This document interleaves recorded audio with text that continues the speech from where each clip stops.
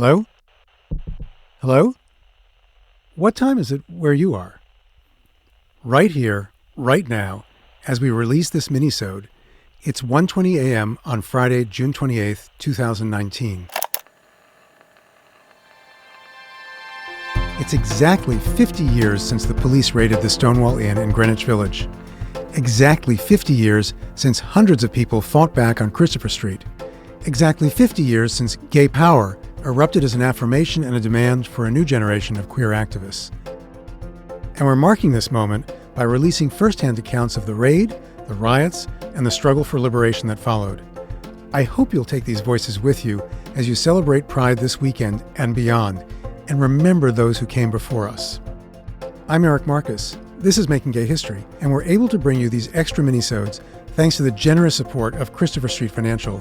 Since 1981, Christopher Street Financial has been helping members of the LGBTQ+ community make their important life and wealth decisions. In the first few years right after the Stonewall Uprising, Morty Manford became a leader in the gay civil rights movement in New York City, as president of the Gay Activists Alliance and co-founder with his mother, Jean Manford, of PFLAG, an organization for the families of gay people. But on June 28, 1969, Morty was a 19-year-old student at Columbia University who was still struggling with his gay identity when the police swept into the Stonewall Inn and the raid was on.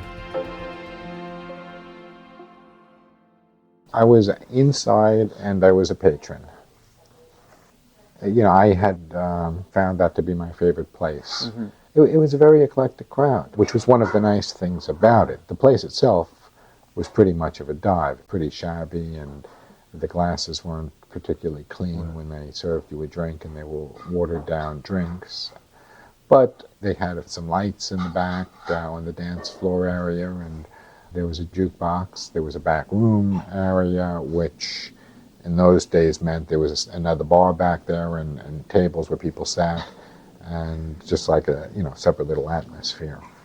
Some very officious-looking men in suits and ties entered the place and walked about a little bit, and then whispers went around that the place was being raided. Suddenly, the lights were turned up, the doors were sealed, and all of the patrons were held captive until the police and the federal agents decided what they were going to do. The patrons included every type of person.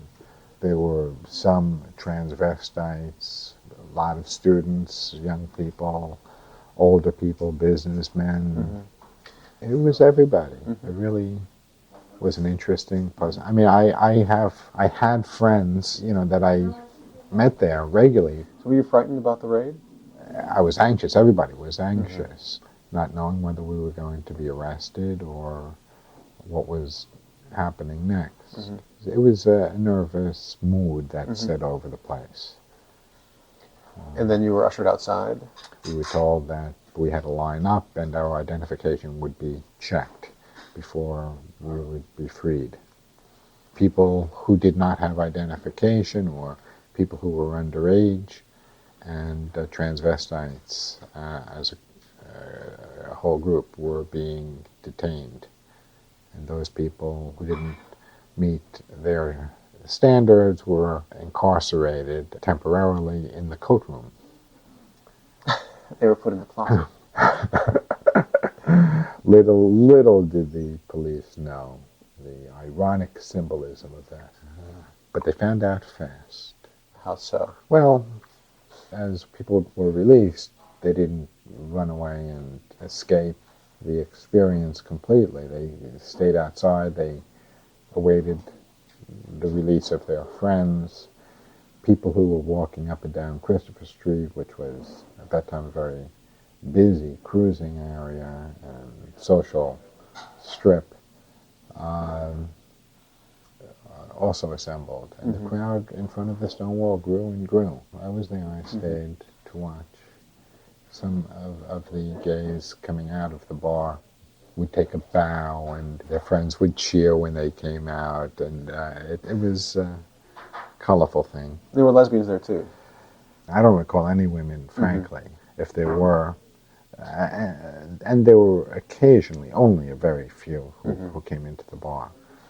It was mostly men. You had no plans to riot, though, while you were standing outside. That was not on your mind. No, no, and I personally didn't riot. I was there, but the tension started to grow, and after everybody who was going to be released was released, the prisoners were herded into a paddy wagon parked right on the sidewalk in front of the bar, and they were left unguarded by the local police, and they simply walked out and left the paddy wagon to the cheer of the throng. Were these mostly transvestites? Or mixture? There were transvestites there. There were bar personnel, bartenders, the bouncers. Once all of the people were out and the prisoners went on their merry ways, the crowd stayed. Somebody in the crowd started throwing pennies, or some people in the crowd threw pennies at the front of the Stonewall. The Stonewall had a couple great big plate glass windows in the front.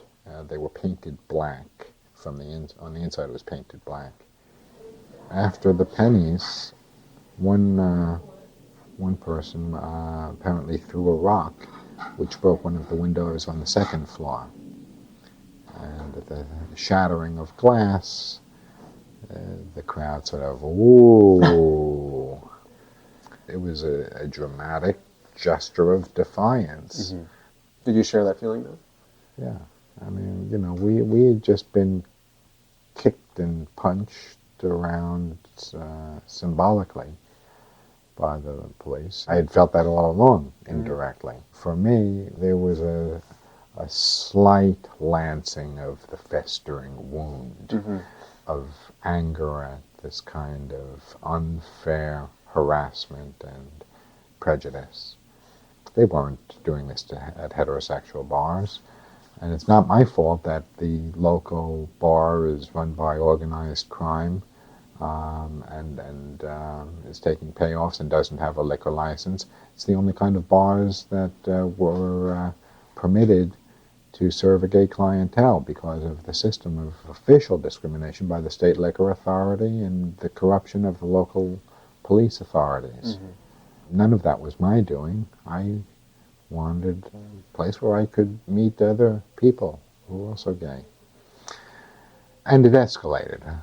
A few more rocks went, and then somebody from inside the bar opened the door, and they were almost reaching out with a gun, telling people to stay back. Next, somebody took an uprooted parking meter and went and broke the glass in the front window and the plywood board that was behind it.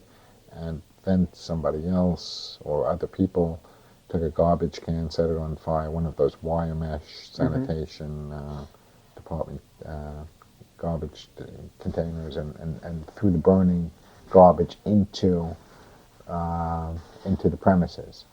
They had a fire always inside. Apparently they used it. It was a very small trash fire. They then opened the front door and turned the hose on the crowd to try to keep people at a distance. And then the riot erupted. Apparently a fire engine had been summoned, and the fire engine started coming down the block, and then the police started to arrive and forced the crowd. They came down the street in their wedge lines, the phalanx of blue.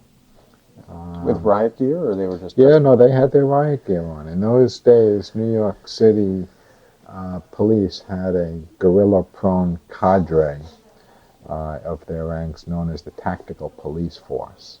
The TPF. TPF. And that's who came. Who knows whether this thing would have escalated beyond that had they not come in. The way they then started chasing after people and hitting people with their billy clubs, I think that may have made it greater than it was. Nevertheless, the fact is, gay people had already stood up and rebelled. Initially with the symbolic toss of a coin. Well, You were watching. I was watching. Mm-hmm. I wasn't looking for a fight, but it was a very emotional turning point for me. And once they started attacking people and forcing people onto the side streets, trying to divide, I stayed a little bit. I tried to get out of the way and, talk to people. I saw some windows in the neighborhood. People were breaking windows and saw a little bit of that. But I didn't stay too much longer. I did return the next night, though, just to see what was going on, because the riot was continuing. Had you ever seen anything like that before? First time I'd ever seen something like that. Did the police response to this shock you? Because you said there was an emotional change for you. Well, I think the emotional change was those minutes in front of the Stonewall when this mass of gay people, and ultimately there were probably a couple hundred people standing in front of the bar in this crowd, acted in defiance. Mm-hmm. I mean, psychologically, I was all with this spirit, not quite knowing or being able to articulate what it was about that was going on that made me feel so a part of it. This festering wound, the anger of oppression and discrimination, I think was coming out very fast at the point of Stonewall.